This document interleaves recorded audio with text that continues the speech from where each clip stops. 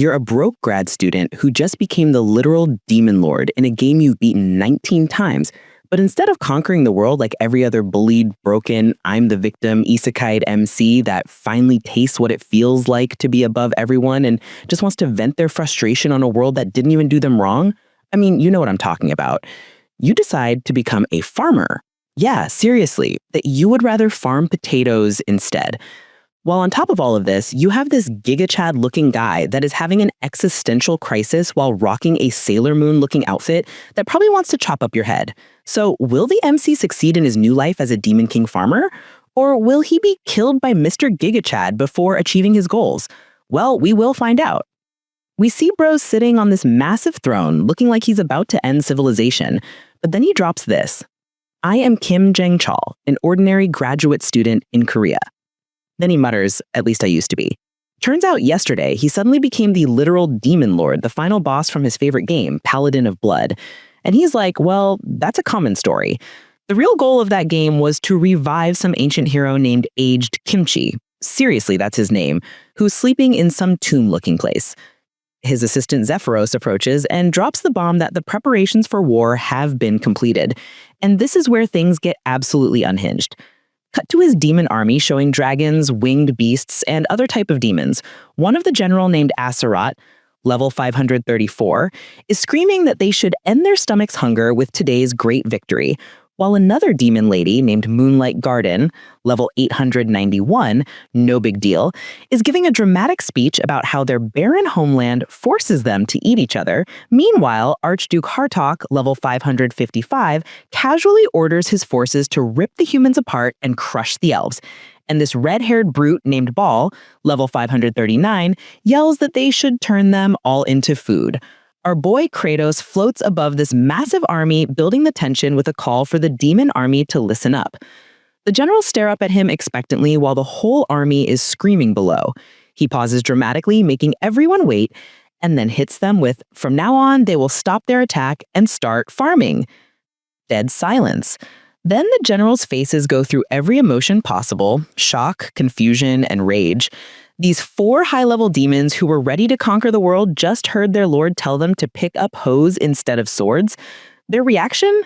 They literally declared to his ass that it was absurd, making Kratos internally scream, "Ah! They're so fucking scary!" while continuing his internal monologuing that if they start this war, then he will surely be killed. Cut to a scene of a tomb showing a character named Aged Kimchi. Yes, that's really his name. His notification box pops up stating that he has started his 20th playthrough, while showing this dude's max level of 9,990. He then proceeded to stand up, looking menacingly to do God knows what. Crazy, right? But let's rewind to how this disaster happened. Our boy Kim Jang-chol was actually the top student in his farming program in Korea. Smart kid, had professors begging him to write their theses, where one old man literally says, "Write my thesis too, this will help you a lot." Like, bro, seriously? Then another professor says he wants NC to help him with this project too. Then let's not forget this shady-looking-ass muscle-headed professor just barking for Jang-chol to plow the fields. Complete burnout. You can see it in his eyes while staring at his ceiling, wondering why he was doing all the work when the fucking professors were the ones who got the credit. Then he snaps and screams at all those fuckers. He'll kill them. He'll fucking kill them all, mentioning that his dopamine's completely depleted, explaining that the only thing keeping him sane are games, especially the brutal game called Paladin of Blood that nobody had cleared yet, where he's playing for days without sleep just to feel that tiny sense of achievement his real life never gave him. And when he finally beats the game for the 19th time, watching his character stand over the defeated Demon Lord Kratos, you would think that he will be somehow happy, right? I mean, just look at the dude's face while whispering that he is so happy. He is the strongest in the world here. Then he stares at his monitor again and thinks about starting the 20th playthrough, but this time in an insanely harder mode when he casually clicks yes on that game prompt. Next thing he knows, his monitor explodes with light, sucking his soul out of his body, his entire soul transformed into this blue energy as he screams, "What is happening?" He's falling through the sky as a glowing soul, realizing that he probably won't fall and die. Well, probably. Then he recognizes the Tower of Life and panics that that's the tomb of the Paladin because he knows exactly where he's headed. He's about to possess his max-level character, Aged Kimchi, when he gets a last-second case of the ickies. Looks at the paladin's face and thinks that now that I look at it, I really don't want to turn into that. Hence his soul got yeeted away while he screamed, "What the hell? What is going on?" Only to realize he's heading straight for the Demon Lord's throne. His final thought before crashing into Kratos' body is that, hey, this is definitely not it. I said no.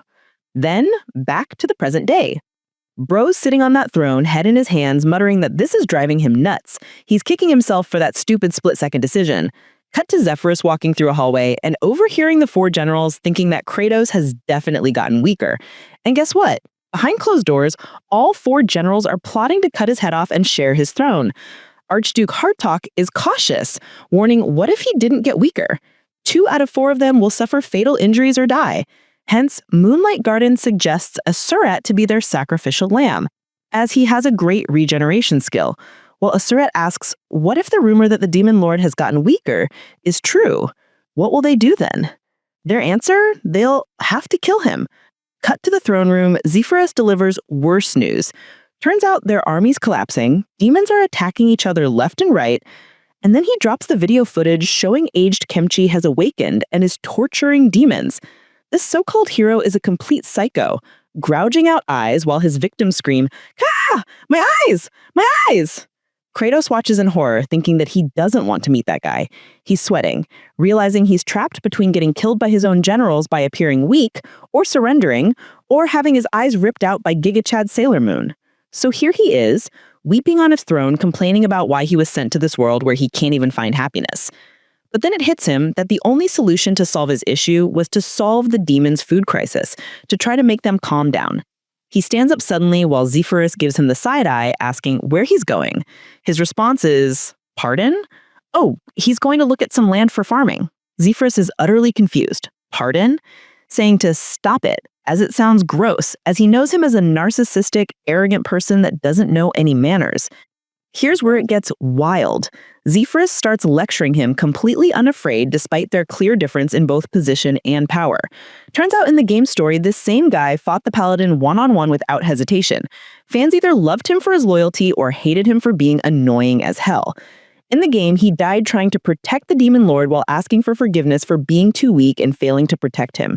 But current-day Zephyrus, he's grabbing Kratos by the collar, ranting about Demon Lord etiquette, while our boy's internally screaming, "Why isn't he getting scared?" Then they walk through the Demon Realm's wasteland, showing cracked earth and dead trees.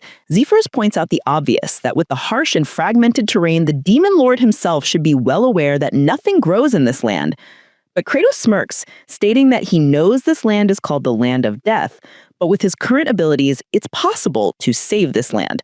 Bro gets on his hands and knees scraping dirt while internally complaining, "I really hate farming, but I need to survive first." He puts the soil in his mouth to test it. Zephyrus watches in horror, scribbling in his notebook that the Demon Lord has become a beggar who eats dirt. Then Kratos asks what he's writing and tells him to stop.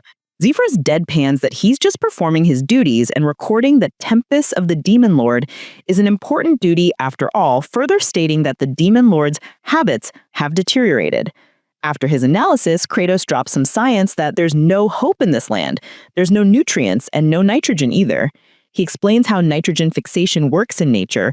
Lightning strikes convert atmospheric nitrogen into nitrite that mixes with rainwater to fertilize soil.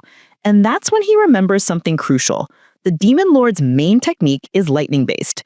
Flashback to the game's final boss fight while Kratos is floating midair surrounded by lightning, using his ultimate move, Bloody Strike, to impale the paladin. And that's the end of the recap. By the way, this entire video was made using a custom tool I built that automates the animation you just saw. It's an After Effects extension that handles the whole process of animating manga and manhwa recaps. If you're interested, I've left a link in the description explaining how it works. Please don't forget to like, share, and most importantly, subscribe to help the channel grow and stay updated on new recaps.